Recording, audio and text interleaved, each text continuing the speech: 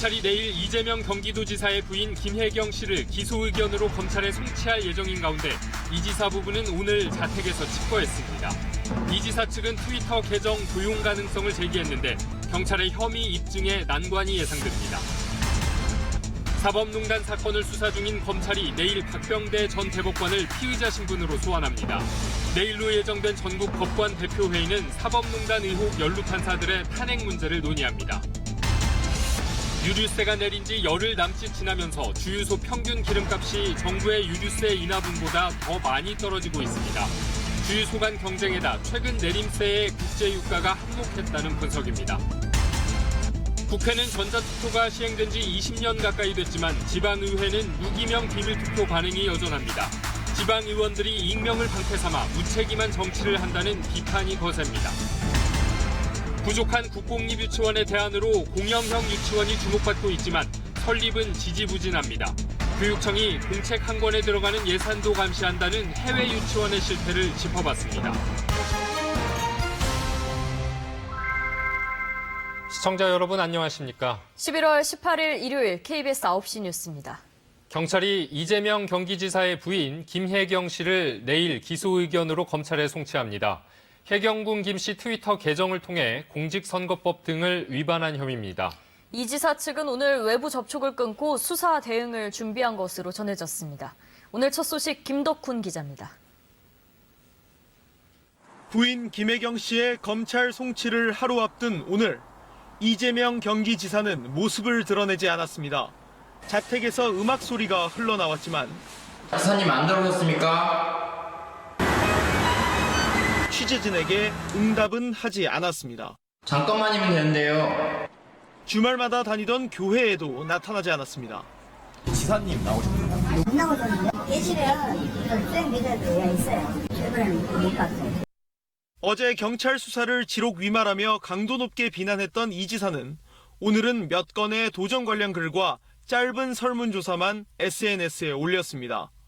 트위터에 공유한 사진을 직접 올리지 않고 캡처해 카카오 스토리에 올린 것이 계정주가 동일인이라는 증거가 되는지를 묻는 설문이었습니다. 외부 접촉을 자제한 채 경찰 수사 대응을 준비하는 데 집중한 것으로 보입니다. 경찰 수사의 핵심은 공직선거법상 허위사실 유포 혐의. 경기지사 후보 당내 경선 당시 전해철 후보가 자유한국당과 손을 잡았다는 글을 정말 김혜경 씨가 썼는지가 관건입니다. 김 씨가 유죄를 인정받아 300만 원 이상 벌금형을 받으면 당선 무효가 돼 이 지사에겐 치명타가 됩니다.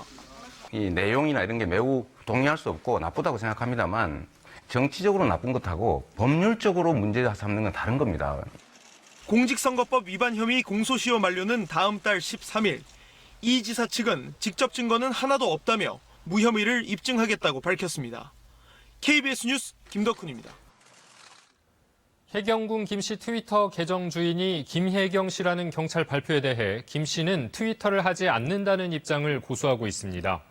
이 지사 측은 트위터 계정이 도용됐을 가능성도 제기했는데요. 혐의 입증에 난관이 예상되는 가운데 경찰은 결정적 증거는 재판에서 공개하겠다고 밝혔습니다. 이어서 정유진 기자입니다. 경찰과 이재명 지사, 양측의 치열한 공방 속에 가장 큰 호응을 얻은 누리꾼 의견은 직접 확인해보라는 것이었습니다. 트위터 본사가 해외에 있어 강제 수사가 어려우면 억울하다는 김혜경 씨가 직접 계정이 본인 것인지 확인을 요청하면 되지 않냐는 겁니다. 이런 입장을 KBS가 김 씨 측에 물어봤습니다. 본인이 아닌데 어떻게 로그 기록을 봤나요? 남의 로그 기록을 어떻게 봤습니까? 이 지사 측은 트위터에 사용됐다고 지목된 김혜경 씨의 지메일 계정은 비서실에서 공유해 사용한 계정이라고도 밝혔는데 여기에는 비서실이 트위터 글을 썼어도 선거법 위반 아니냐는 문제 제기가 잇따랐습니다. 김 씨 측은 비서실에서 사용한 건 김 씨의 지메일 계정일 뿐 트위터 계정까지 사용했다는 의미가 아니라고 해명했습니다. 일정 공유 이메일이었기 때문에 그거 비번 안 하는 사람들 많았다. 제3자가 의심이 된다라는 얘기까지 했었어요. 결국 누군가가 도용했을 가능성이 있다는 건데 혐의 입증에도 난관이 예상됩니다. 트위터 계정이 김혜경 씨 것이라는 것뿐 아니라 글쓴이가 김 씨라는 것도 입증해야 하기 때문입니다. 관건은 김 씨의 휴대전화 기기 분석이라는 게 수사 전문가들의 의견. 그러나 김 씨 측은 지난 4월 트위터 의혹이 제기됐을 때 악성 문자가 많이 와 전화기를 바꿨다고 경찰에 밝힌 것으로 전해졌습니다. 경찰은 이와 관련해 통신영장 등을 30차례 가까이 발부받아 방대한 데이터를 분석했다며 결정적인 증거는 재판에서 공개하겠다고만 밝혔습니다. KBS 뉴스 정유진입니다. 자, 이번엔 정치권 반응 알아봅니다. 더불어민주당은 이재명 지사 부부에 대해 이틀째 공식 입장을 내놓지 못했습니다. 야당들은 도덕적으로 문제가 있는 인물을 공천한 책임이 있다며 민주당을 향해 공세 수위를 높였습니다. 구경아 기자가 보도합니다. 더불어민주당은 이틀째 침묵을 이어갔습니다. 이해찬 대표는 이재명 지사에 대한 입장을 묻는 기자들의 질문에 아무런 답변을 하지 않았습니다. 출당이나 재련 조치 필요하다고 보시는지 좀 궁금해서요. 길에서 이러지 말아요. 민주당의 침묵은 파장 확산을 막기 위해 애써온 노력의 연장선상에 있습니다. 문제의 트위터 계정 주인을 밝혀달라며 고발했던 전해철 의원은 지난달 취지와 다르게 당내에서 갈등을 유발하는 요인으로 악용되고 있다며 고발을 취하했습니다. 이해찬 대표는 친형 강제 입원 시도 사건을 기소한 경찰을 이 지사가 고발하려 하자 국민 정서에 부합하지 않으니 다시 검토해달라며 무마시키기도 했습니다. 그러나 문재인 대통령에 대한 악의적인 표현은 민주당 열성 지지자들의 반감을 샀고 당내 문제로 수습할 수 없는 상황에 이르렀습니다. 지방선거 당시 이 지사를 지지했던 표창원 의원은 지지자들의 요청에 해경군 김 씨가 김혜경 씨라면 이 지사는 사퇴해야 한다면서도 법정에서 밝혀질 때까지 기다려야 한다는 조심스러운 입장을 냈습니다. 야당들은 도덕적으로 문제가 있는 인물을 공천한 책임이 있다며 민주당도 국민 앞에 엎드려 사죄해야 한다고 공세를 이어갔습니다. 참으로 무책임합니다. 계속 지켜보고만 있겠다는 것은 공당으로서 기본이 없는 무사안일이며 심각한 도덕 불감증입니다. 검찰 조사와 법원 판단이 남아있긴 하지만 여당에 상당한 정치적 부담을 안겼다는 점에서 이재명 지사가 정치 입문 이후 가장 큰 위기에 직면한 것은 분명해 보입니다. KBS 뉴스 구경합니다. 이번엔 사법농단 의혹 사건 수사 소식 전해드립니다. 임종헌 전 법원행정처 차장의 공소장에 공범으로 적시된 박병대 전 대법관이 내일 피의자 신분으로 공개 소환됩니다. 전국 법관 대표들은 내일 회의를 열어 사법부 스스로 문제 법관에 대한 탄핵 촉구를 의결할지 결정합니다. 홍성희 기자입니다. 박병대 전 대법관이 내일 오전 9시 반 검찰에 출석합니다. 직권남용 혐의 피의자 신분으로 공개 소환입니다. 박 전 대법관의 법원행정처장 재임 시기는 2014년부터 2016년 상고법원 도입을 위한 각종 재판 거래 의혹이 집중되는 때입니다. 특히 검찰은 박 전 대법관이 양 전 대법원장과 함께 재판 개입 등을 지시하는 위치에 있었다는 점에 주목하고 있습니다. 법원행정처장으로서 강제징용 재판을 고의로 늦추고 예통합진보당 관련 소송에 개입한 것으로 보고 있습니다. 임종원 전 법원행정처 차장의 공소장에도 박 전 대법관은 여러 혐의에 걸쳐 공범으로 적시돼 있습니다. 검찰은 박 전 대법관 조사를 한 차례로 끝내기는 어렵다고 보고 있습니다. 검찰은 이르면 이번 주 안에 후임 법원행정처장인 고영한 전 대법관도 부를 계획입니다. 한편 내일 사법연수원에서는 전국 법관 대표회의가 열립니다. 내일 회의에서는 사법농단 연루 판사들에 대한 탄핵을 촉구하는 결의안이 논의될 것으로 보입니다. 대구지법 안동지원 판사들의 요청이 있었고 서울중앙지법 법관 대표 12명도 지지하는 글을 법원 내부망에 올리기도 했습니다. 그러나 안건으로 상정되더라도 결의안이 채택될지는 미지수입니다. 검찰 수사가 끝나지 않은 상황에서 성급하다는 견해, 그리고 형사상 책임을 떠나 위헌적 행위가 있었음을 스스로 밝히는 게 의무라는 견해가 맞서고 있어 내일 치열한 토론이 예상됩니다. KBS 뉴스 홍성입니다. 문재인 대통령이 5박 6일간의 싱가포르와 파푸아뉴기니 순방 일정을 모두 마치고 오늘 저녁 귀국했습니다. 문 대통령은 오늘 에이펙 정상회의 연설에서 국가 간 디지털 격차를 줄이기 위한 에이펙 디지털 혁신기금을 창설할 것을 제안했습니다. 순방 기간 동안 문 대통령은 한국과 아세안 간 교역과 투자 확대를 제안하고 미국과 중국, 러시아 등의 정상급과 연쇄 회동을 하며 비핵화 협력 방안을 논의했습니다. 정부가 유류세를 인하한 지 이제 열흘이 좀 넘었습니다. 기름값 내려간 게 체감이 되시나요? 유류세 인하에다 국제 유가까지 떨어지면서 기름값이 더 싸졌다고 하는데요. 부담이 얼마나 줄었는지 황정호 기자가 취재했습니다. 주말을 맞아 기름을 넣으려는 차들이 주유소에 계속 들어옵니다. 이 주유소의 휘발유 가격은 1리터에 1,400원대. 이달 초만 해도 생각하지 못했던 가격입니다. 지금은 많이 좀 다운됐어요. 예전에 그렇죠. 막 1,600 그렇게 올라간 것 같아요. 기본 1,500 이상. 유류세 인하 이후 정유사의 공급 가격이 낮아진 데다 다른 주유소들과 경쟁까지 붙다 보니 최대한 가격을 낮춘 겁니다. 정유사에서 이제 유류세 인하로 해가지고 공급 가격을 많이 낮춰주고 그러다 보니까 가격을 내린 거죠.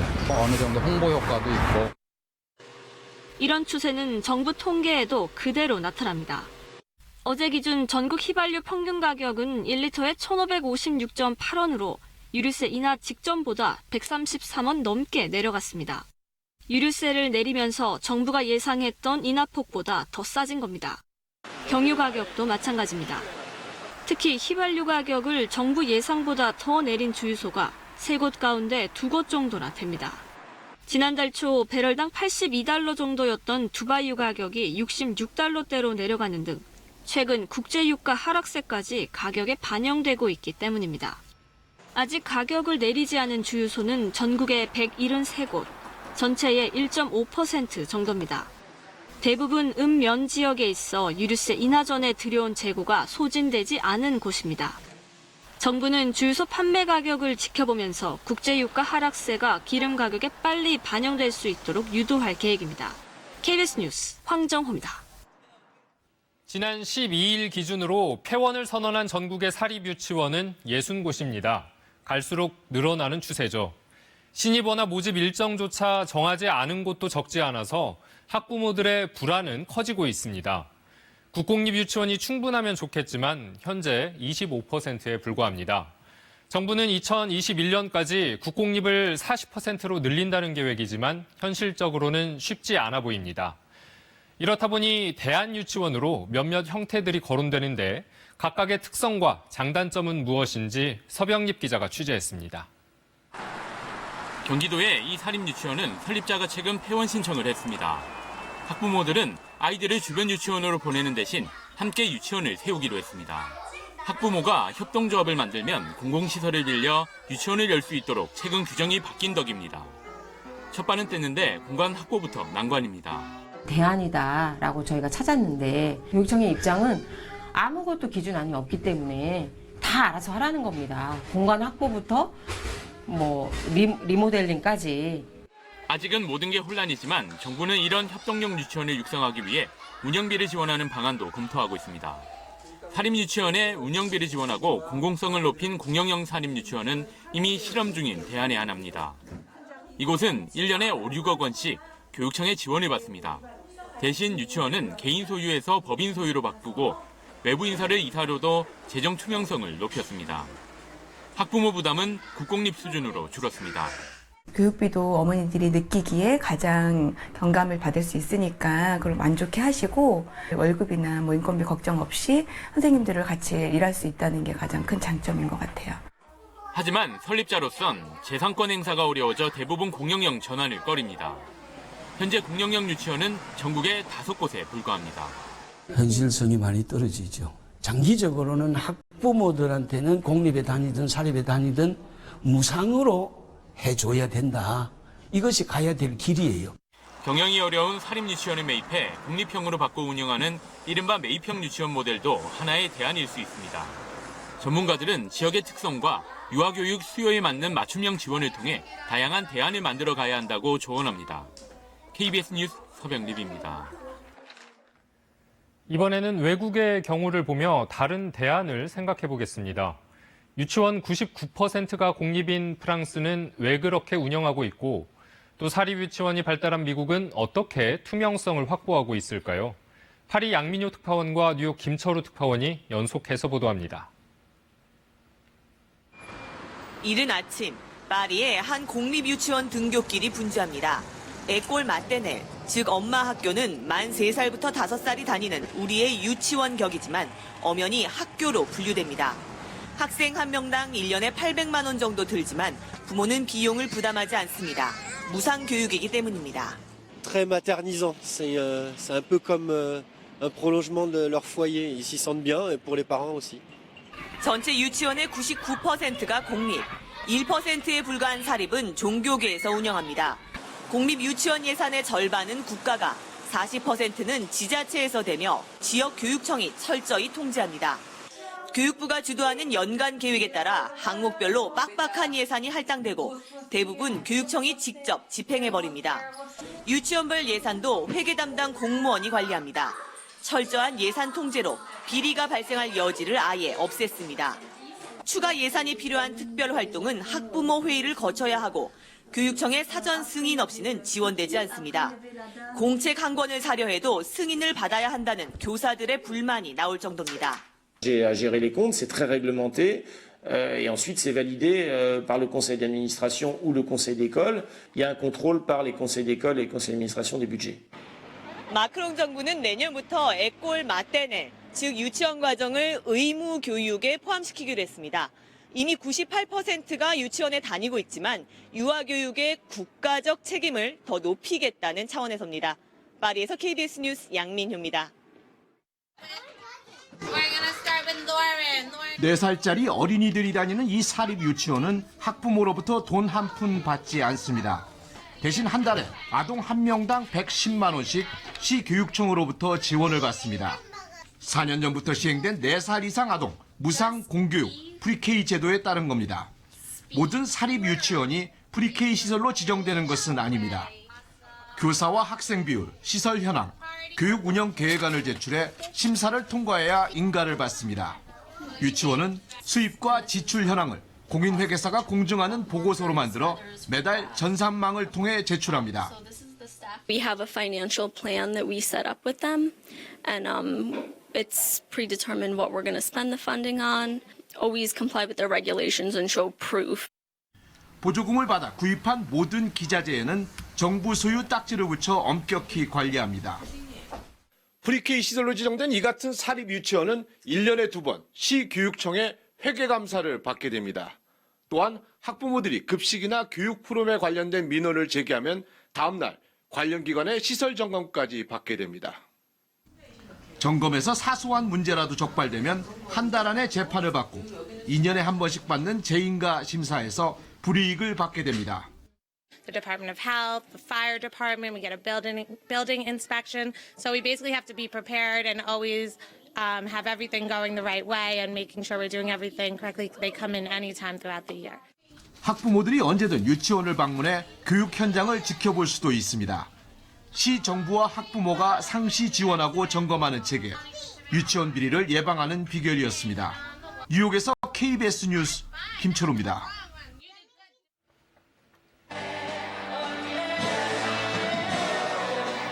태양의 서커스 쿠자 한국 공연이 화제가 되고 있습니다. 낡고 오래된 소재로 여겨지던 서커스를 살려내 세계적인 대형 공연으로 만든 게 바로 이 태양의 서커스인데요. 소멸할 것만 같던 서커스에 생명력을 불어넣은 힘은 어디서 온 걸까요? 태양의 서커스 내한을 보며 한국 최초의 서커스단으로 시작해 지금까지도 명맥을 이어가고 있는 동춘 서커스 소식도 궁금해졌는데요. 태양의 서커스와 함께 돌아보는 우리나라 동춘 서커스의 추억까지 기현정 기자와 함께 보시죠.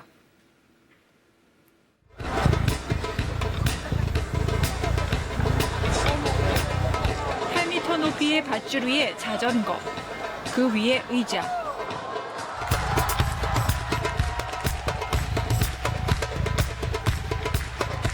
제발 떨어지지 않기를 조마조마한 마음에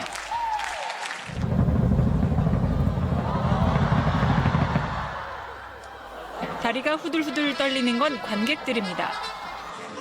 주인공이 미지의 존재를 따라 여행을 하며 겪는 신비로운 이야기의 형식을 빌어 거대한 규모의 뮤지컬을 보는 경험을 하게 합니다. 11년 전 초연한 뒤 전 세계에서 800만 명이 관람했습니다. 관람권은 7만 원에서 최고 26만 원에 이르지만 선예매로 100억 원 이상이 팔렸습니다.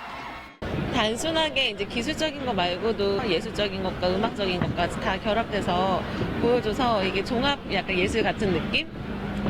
그래서 더 재밌는 것 같아요.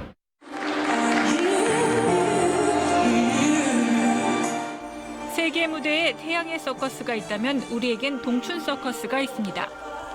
저희 동춘 서커스를 찾아주신 여러분 대단히 감사합니다. 인간 힘의 한계를 넘어서는 초인적인 힘을 바탕으로 예술을 접목한 아트 서커스입니다. 한국 최초의 서커스단으로 시작해 지금까지 유일하게 남아있는 서커스단입니다. 옛날에는 좀 뭐라 그럴까 좀 안쓰럽다 이렇게 봤었는데 지금은 그런 느낌이 없어요. 잘하는 것 같아요. 아니 제가 며칠 전에 태양의 서커스 봤거든요. 근데 그거 못지않아요. 일제강점기던 1925년 동춘 박동수 씨가 단원 30여 명을 모아 시작한 동춘 서커스. 전국을 돌며 아찔한 묘기를 선보이는 서커스는 가난했던 시절 거의 유일한 볼거리였습니다. 60, 70년대에는 단원이 300명 정도에 이르고 절정의 인기를 누렸습니다. 옛날에 이제 우리가 지방 일에 축제 지방 공연을 가잖아요. 시골 도시 가면은 우리 장터에 공연을 많이 하지. 그러면 그 도시가 축제 분위기예요. 먼 친척들 우리 동네에 서커스 왔으니까 와라. 그 같이 모여서 만남의 장도 되고. 하지만 TV와 영화 산업이 성장하면서 독보적이던 즐길거리의 자리를 내줘야 했습니다. 코미디계의 대부 서영춘, 개다리 춤의 배삼용, 왔다리 갔다리 춤의 남철. 동춘 서커스단에서 활약하던 남철, 남성남, 서영춘 씨와 같은 스타들도 방송으로 영화로 떠났습니다. 서커스는 급격히 쇠락했습니다. 여로가 KBS 방송했어요. 그 8시에 골든타임이잖아요. 딱 하는데 그때는 시골에 TV도 없었어요. 그냥 이장들 마당에 부잣집 마당에 평상에 얹어놓으면 영화 보듯이 쫙 영화 보고 있는 거예요. 경영이 어려워진 서커스단들을 덮친 건 동물학대 논란. 여기에 어린이 감금 사건까지 터지면서 서커스는 추억 속으로 사라지는 듯 했습니다. 94년 역사의 동춘 서커스 단원은 현재 40여 명, 대부분 중국인입니다. 아직도 지방 축제를 찾으면 호응이 대단하다고 말합니다. 국내 유일의 서커스단이라는 자부심 속에 대부도에 상설 공연장도 냈습니다. 15,000원에 느끼는 향수와 나들이 코스로 자리 잡으면서 지난해 이곳을 찾은 관객이 12만 명을 기록했습니다. 옛날에 동생하고 같이 나와가지고 그거 천막 치고 거기 같이 보던 생각이 났죠. 태양의 서커스도 시작은 캐나다의 거리 예술가 20명으로 1984년 출발했습니다. 동물 없는 서커스 인간의 한계를 넘어서는 쇼를 내세워 지금은 직원 4,000명을 거느린 대형 공연 기업이 됐습니다. 묘기를 이야기로 엮어내는 방식, 다양한 레퍼토리 개발, 여기에 자본이 결합해 화려한 경험을 선사하는 세계적인 공연이 된 겁니다. So we have a casting scouts who will be traveling the world to find the best athlete, the best circus artist in a circus school. Some artists, they can also send their demo, they can also contact Cirque du Soleil. 태양의 서커스와 직접 비교는 힘들지만 대중문화의 모태로 100년에 가까운 역사를 헤아리는 한국 서커스. 우리 문화산업 한켠에서 걸어온 길을 돌아보게 합니다. KBS 뉴스 기현정입니다. 다음 소식입니다. 닷새 전 인천의 한 아파트 옥상에서 한 중학생이 또래에게 폭행을 당한 뒤 추락사한 일이 있었죠. 가해 학생 4명이 그제 구속됐는데요. 이 가운데 한 명이 구속될 당시 입었던 패딩 점퍼가 피해 학생으로부터 빼앗은 점퍼라는 사실이 피해자 어머니에 의해 뒤늦게 알려지면서 공분을 사고 있습니다. 이승철 기자입니다. 그제 영장 실질 심사를 받기 위해 인천지법으로 이동하던 가해 학생들. 티셔츠와 운동복만 입은 다른 3명과 달리 한 명은 베이지색 패딩 점퍼를 입고 있습니다. 러시아 출신의 피해자 어머니는 이 패딩 점퍼가 숨진 아들의 것이라는 글을 자신의 SNS 계정에 올렸습니다. 누리꾼들은 가해자가 피해자를 집단 폭행한 것도 모자라 숨진 피해자의 옷까지 뺏어 입고 나왔다며 분노했습니다. 청와대 국민청원 게시판에도 가해 중학생들에 대한 철저한 수사와 엄벌을 촉구하는 청원글이 수십 건 올라왔습니다. 경찰은 패링 점퍼가 숨진 피해자의 옷이라고 확인했습니다. 피해자 것은 맞고요. 그것을 걔가 어떻게 입고 되었는지는 보강 수사를 계속 하고 있습니다. 가해 학생은 닷새 전 새벽 공원에서 피해자의 옷을 뺏었고 피해자가 숨진 날 오후 아파트 옥상에서 폭행할 때도 이 옷을 입고 있던 것으로 알려졌습니다. 경찰 관계자는 경찰이 현장에 출동했을 때도 가해자가 그 점퍼를 입고 있었다며 경찰에 긴급 체포되고 유치장에 입감돼 옷을 갈아입지 못한 것 같다고 밝혔습니다. KBS 뉴스 이승철입니다. 육군은 16일 강원도 동부전선 GP 화장실에서 발생한 총기 사고 사망 병사가 사고 직전 혼자 화장실로 들어가는 모습이 CCTV로 확인됐으며 현재까지 대공 혐의점은 없다고 밝혔습니다. 군 당국은 또 숨진 병사의 휴대전화 분석 작업 등 수사를 진행 중이며 유가족 요청에 따라 내일 부검이 진행된다고 설명했습니다. 미국 중간선거에서 연방 하원 의원에 도전한 한국계 영김 후보가 현지 시간 어제 민주당 후보에게 1.6%포인트 3,490여 표 뒤진 것으로 집계되면서 최종 낙선했습니다. 첫 한국계 여성 미국 연방 하원 의원을 노렸던 김 후보는 중간선거 다음 날 상대 후보를 8.5%포인트 차이로 앞서 당선이 유력해 보였지만 우편 투표가 개표되면서 역전을 허용했습니다. 한국경제연구원은 지난해 전체 근로자 평균 연봉은 3,475만 원으로 집계됐다고 밝혔습니다. 상위 10%의 평균 연봉은 9,620만 원이었고 하위 10%는 연평균 655만 원을 받았습니다. 또 대기업 정규직은 평균 연봉이 6,460만 원이었던 반면 중소기업 정규직은 3,595만 원에 그쳤습니다. 산촌 생태마을이라고 들어보셨나요? 정부가 산촌마을에 관광객을 유치해 주민들의 소득을 올려주자는 취지로 전국 곳곳에 조성한 시설인데요. 비용만 수천억 원이 들었지만 사후관리 체계가 없어 이제는 방치된 채 애물단지로 전락하고 있습니다. 김나래 기자가 취재했습니다. 펜션 곳곳이 부서졌고 낡은 야외 시설물은 방치돼 있습니다. 12년 전 14억 원을 들여 조성된 산촌 생태마을입니다. 풀어버릴 수도 없는 거고 뭘 좀 활용을 하긴 해야 되는데 행정기관하고 좀 어떻게 협의가 돼서 그쪽에서 뭐 잘 해주면 몰라도 1995년부터 18년 동안 정부 지원으로 강원도에 들어선 산촌 생태마을은 76개. 사업비가 1,000억 원 넘게 들어갔지만 지난해 마을 한 곳당 평균 수익은 3,400만 원에 불과합니다. 40% 가까이는 방문객과 수익금이 아예 없습니다. 전국의 나머지 230여 개 마을들도 사정은 마찬가지입니다. 정부가 시설만 설치했지 사후관리나 운영에 대한 책임 소재를 가려놓지 않은 탓이 큽니다. 그런 조항을 주진 않았어요. 그러니까 누구 하나의 책임을 물 수가 없잖아요. 마을 전체에다가 물 수도 없는 거고. 고령층이 많고 생업에 우선 치중해야 하는 주민들로선 생태마을을 효율적으로 운영해야 할 열의나 의지도 없습니다. 뒤늦게 지자체가 방안을 모색하고는 있지만 근본적인 해결책으론 역부족입니다. 경관이라든가 그다음에 산림치유센터 그다음에 뭐 풍록장 이런 걸 조성해서 그 관광객을 유치하고. 전문가들은 이제라도 정부가 나서서 애물단지로 전락한 산촌 생태마을의 현실을 인지하고 활용 방안부터 연구해야 한다고 조언합니다. KBS 뉴스 김나래입니다.